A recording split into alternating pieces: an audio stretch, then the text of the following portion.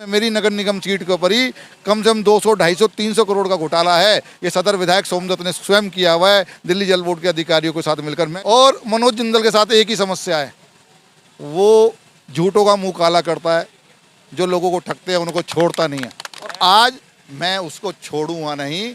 उसको भी वहीं जहाँ सत्येंद्र जैन गया था, मनीष सिसोदिया गया था, जहाँ पर केजरीवाल जाने वाला है, अगर मैंने सदर विधायक को वहाँ नहीं भेजा तो मेरा नाम मनोज कुमार जिंदल नहीं।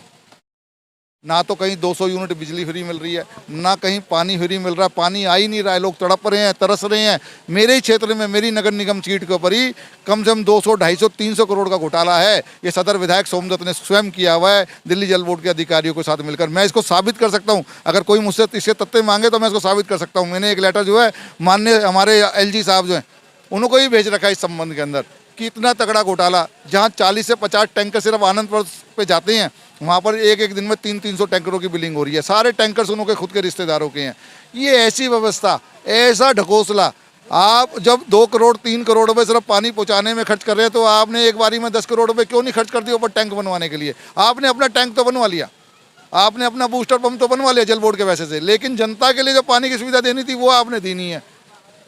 और मनोज जिंदल के साथ एक ही समस्या है, वो झूठों का मुंह काला करता है। जो लोगों को ठगते हैं उनको छोड़ता नहीं है। अगर बाजार विधानसभा की हम अगर बात करें, वहाँ भी जो है भ्रष्टाचार के मुद्दे उठते रहते हैं। अगर हम शास्त्री नगर की बात करें, यहाँ पे भी जो है पाइपलाइन जो जल बोर्ड के द्वारा डाली जा रही है, कई साल हो गए लेकिन उस पर पैच नहीं लगा हुआ, तो वो कहीं ना कहीं भ्रष्टाचार का भेंट चढ़ता हुआ जा रहा है। आप निगम पार्षद है, चुने हुए जनप्रतिनिधि है, क्या कहें? सबसे बड़ा तो एक ही मुद्दा चल रहा है कि इन्होंने 8 जो है पानी के लिए बोरवेल करे। किस आदमी ने कहा कि आप बोरवेल करिए क्षेत्र के अंदर? क्या वो पानी जो है आपका लेबोरेटरी से पास पानी है जो आप जो सीधा सीधा जो लोगों के जो है पानी की लाइनों में जोड़ देंगे? जब आपने उस पानी को शुद्ध ही नहीं किया और जनता को पीने के लिए आप बोरवेल करा रहे हैं, वो किसने आपको आज्ञा दी बोरवेल कराने की? आपने कौन सी लेबोरेटरी से वो पानी पास कराया? फिर जो आपने पिछले 2 साल पहले जो आपने इसके पानी की बोरवेल करे थे वो आपके कामयाब नहीं हुए, उससे जनता को आपने किसी को पानी नहीं दिया। अब की बार फिर 7 शहर के अंदर कर रहे हैं। और एक तो मुझे वाली बात बता रहा हूँ आपको, ई ब्लॉक के अंदर तो इन्होंने सड़क के सेंटर पॉइंट के ऊपर मंदिर वाले रोड के ऊपर ही सेंटर पॉइंट पे बोरिंग करा दी है। इन्होंने पूछो आने जाने का रास्ता है, आने जाने के रास्ते पे सेंटर पॉइंट में आप बोरिंग करा रहे हो।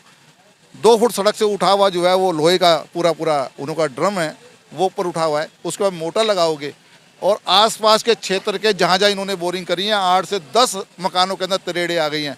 उसकी जिम्मेवारी किसकी है? आप स्वयं जाकर देखें। मैंने परसों जो है शुक्रवार को ही अपने MCD के अधिकारी बुलवाए थे और उनको एक नोटिस दिलवाया दिल्ली जल बोर्ड को। मैंने जल बोर्ड के अधिकारियों को नोटिस दिलवाया है और 1 हफ्ते का समय उसके अंदर दिया है। अगर आपने सारी समस्या से शासकीय जनता को निदान नहीं दिलाया तो हम FIR भी लॉन्च कराएंगे डिपार्टमेंट के अधिकारियों के खिलाफ, दिल्ली जल बोर्ड के अधिकारियों के। ये छोटी बात नहीं है, ये वो मुद्दे हैं। जनता तड़प रही है और नेता लोग करोड़ों रुपए का घोटाला कर रहे हैं।